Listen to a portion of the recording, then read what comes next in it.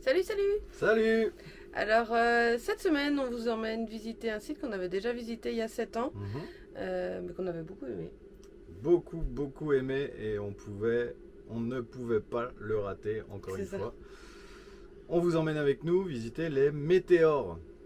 Les météores en Grèce, c'est un site obligatoire si vous y allez. Magnifique. Allez, on y va? Non? Si, on y va. Allez, c'est parti.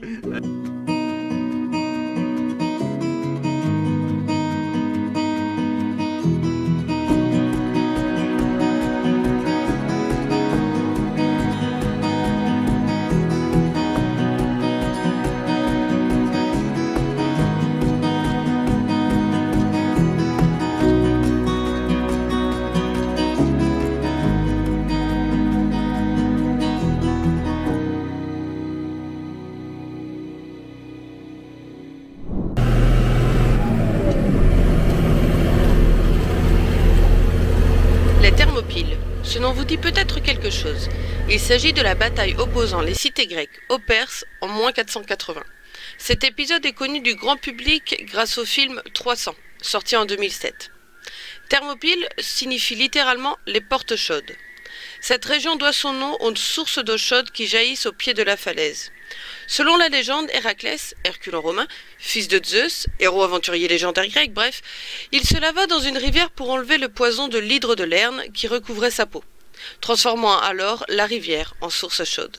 Bon allez, on va voir ça de plus près. Ah mais même, c'est comme quand tu rentres dans un bain et que tu l'as mis trop chaud, tu as du mal à rentrer. Ah ouais? Maman, tu peux venir mettre ton maillot de bain. Faut que je vienne? Je mets mon maillot de bain? Oui. Ouais. Mais elle est très chaude l'eau. Oh! Quand je sers de l'eau, il va se très froid parce que elle est tellement bonne.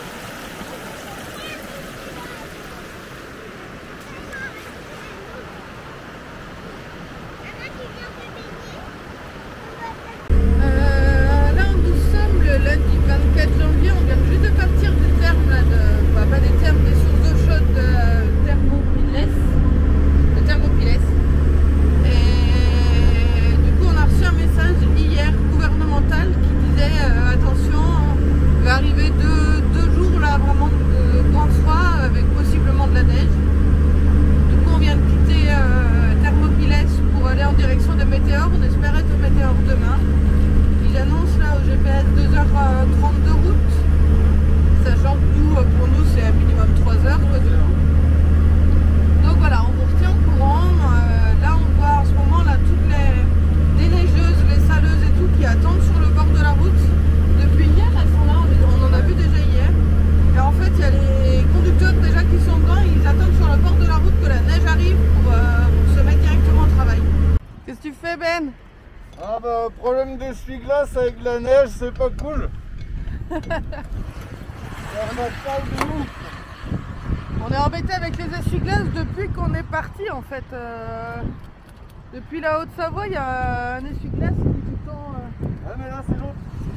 qui s'arrêtait en fait, qui voulait plus faire, qui voulait plus fonctionner et maintenant l'autre s'y met. Donc Ben il resserre tout le temps les écrous. Les vibrations en fait. Ouais, c'est les vibrations sûrement.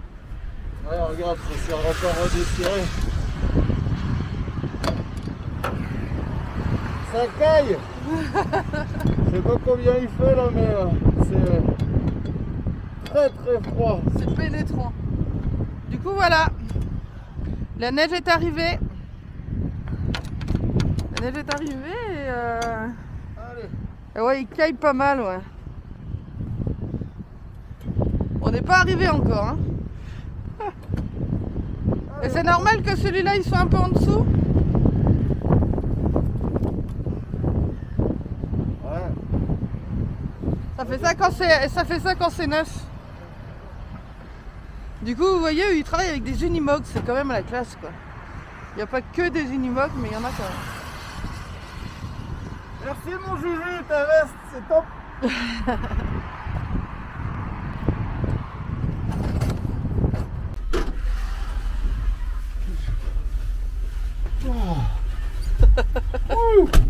C'est un froid pénétrant. Allez. fonctionne. Wouhou!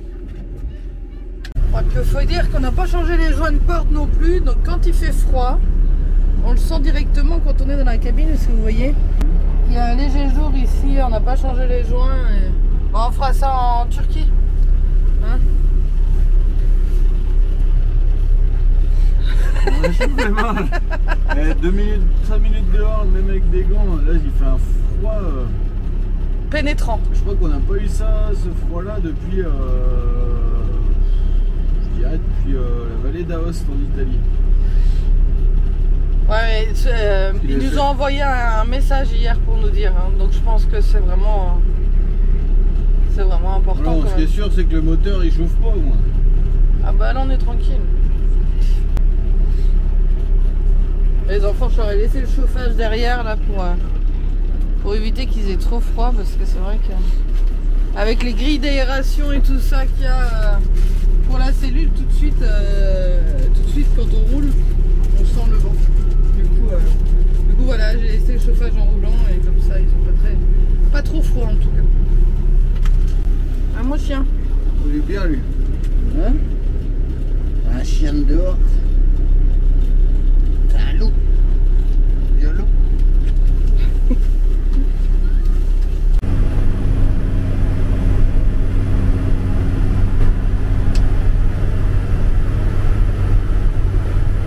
Choisi qu'elle reprend la route.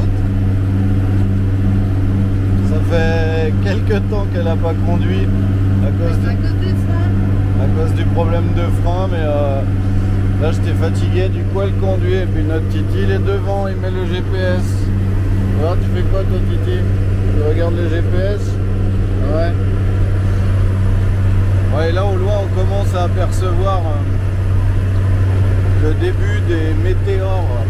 On est à 20 km là, on a hâte d'y arriver pour revoir ce magnifique endroit. On arrive à la ville de Kalampaka, qui est une ville qui est au centre des météores.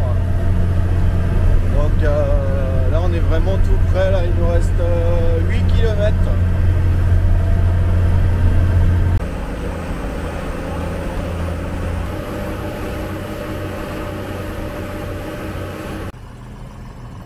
On a trouvé un spot qui disait être limité aux vannes. Arrivé sur place, Ben a sorti son mètre qui prouvait bien que l'on pouvait passer.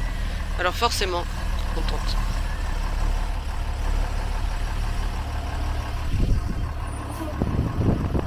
Tourne, stop!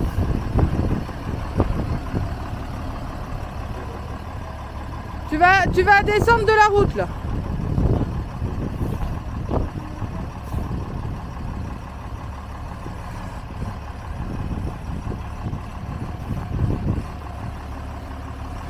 Oh punaise, c'est quand même chaud.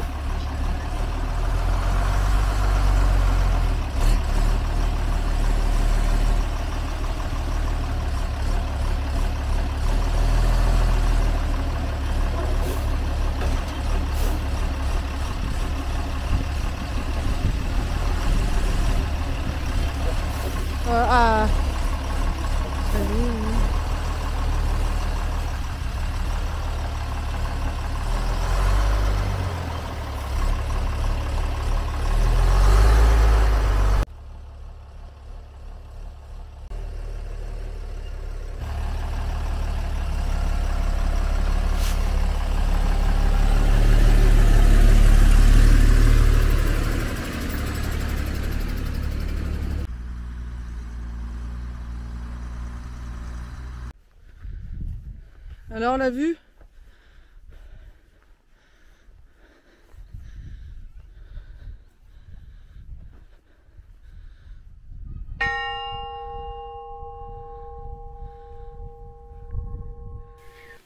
L'heure est venue de voir de plus près les monastères posés sur ces gigantesques météores, site inscrit au patrimoine mondial de l'UNESCO depuis 1988. Météore signifie roche suspendue au ciel, un nom qui colle parfaitement à ce lieu. Les météores constituent un ensemble de blocs de grès qui se sont formés sous la mer il y a 30 millions d'années.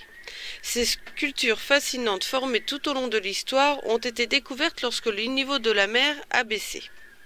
Le premier monastère a été fondé en 1336 sur un rocher de 536 mètres de haut.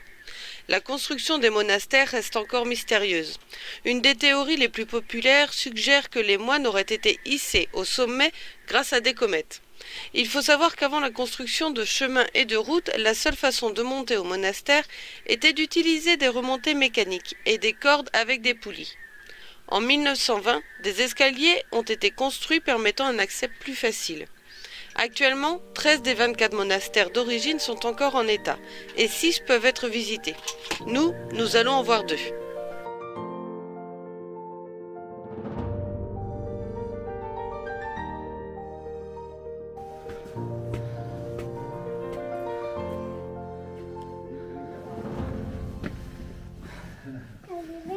Calimera. It's not possible with this. Ça, c'est une belle jupe que maman elle doit mettre. Pourquoi? Parce que maman, les femmes, ils ont l'obligation de mettre des robes. Donc ils donnent un tissu pour que je me mette en robe. Bon, on est obligé de redescendre parce que là-bas, au monastère, là, ils prennent pas les paiements par carte. Donc on doit redescendre à Kalamata pour aller chercher du liquide. Pour finir, on trouve un bel endroit où se poser au pied des météores. Alors les visites se feront demain. Un point de vue pareil n'est pas à négliger.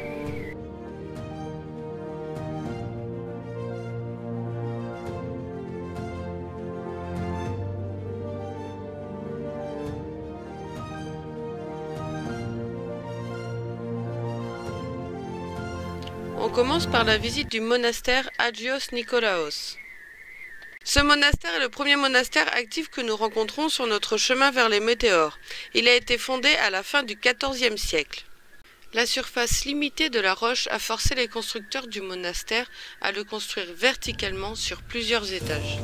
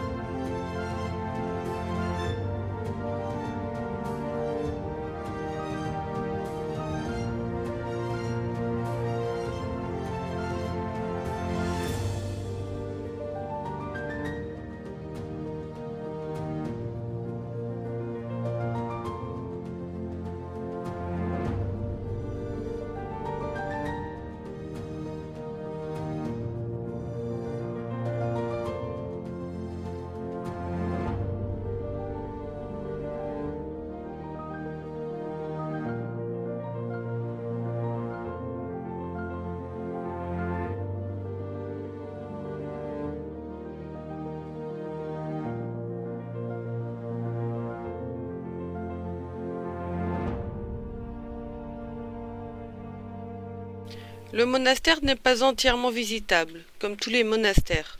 Seulement certaines pièces le sont. Hors période touristique, la visite est vraiment très agréable. Il y a très peu de visiteurs, ce qui nous permet de déambuler paisiblement et d'admirer les vues magnifiques qui s'offrent à nous.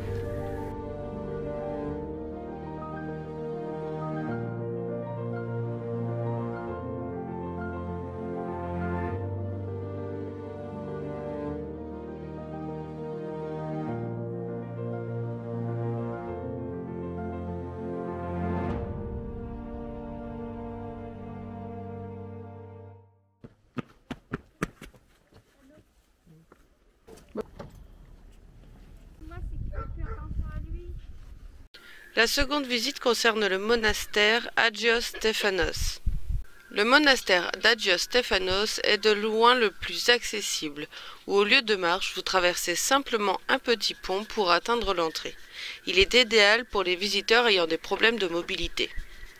Le début du monastère d'Agios Stéphanos remonte au début du XIIe siècle.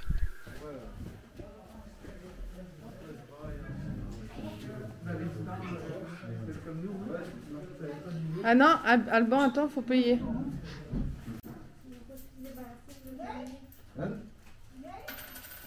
Abigail.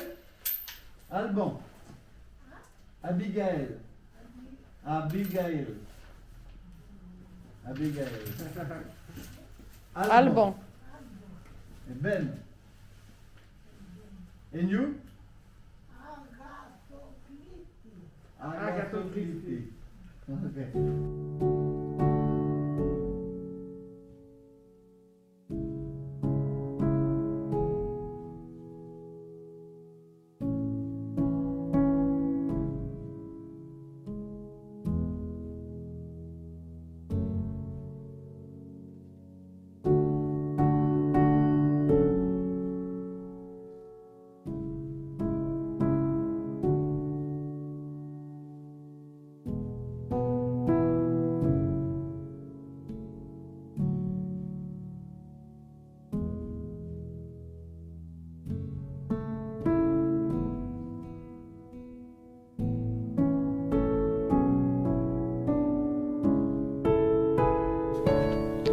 Visitez ce monastère pour les vues spectaculaires sur la vaste vallée de Thessalie, la rivière qui la traverse et la chaîne de montagnes en arrière-plan.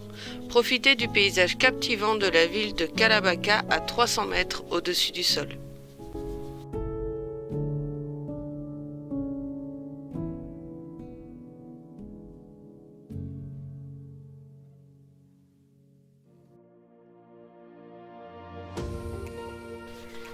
Aller visiter le site des météores et ses monastères est un détour obligatoire lorsque l'on pose les pieds en Grèce.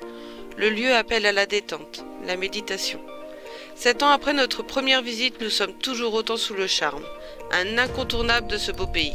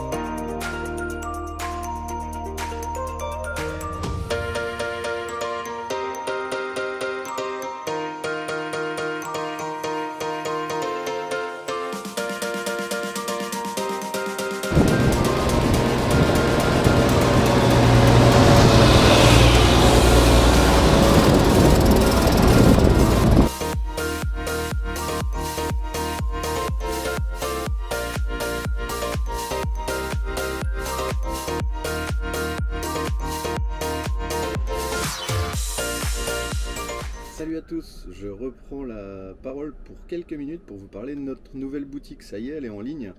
Donc bien sûr, suite à la demande de pas mal d'abonnés, on a fait des t-shirts, des sweats avec notre logo, mais aussi plein de créations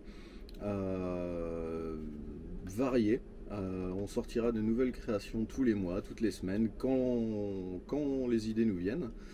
Donc allez faire un tour sur cette boutique, regardez ce qui vous plaise, dites-nous ce que vous en pensez. C'est petitduf-en-roue-libre.bigcartel.com. On vous met le lien dans la description. Salut, bye bye. Allez, salut. Et n'oubliez pas, vous commentez, vous partagez, vous aimez, vous faites tout ce que vous faites d'habitude et ce sera génial. Et plein de petits commentaires qui nous font chaud au cœur. On essaye de répondre à tout le monde. Bisous et puis à la semaine prochaine pour une nouvelle vidéo. Bye bye. Salut, bye bye.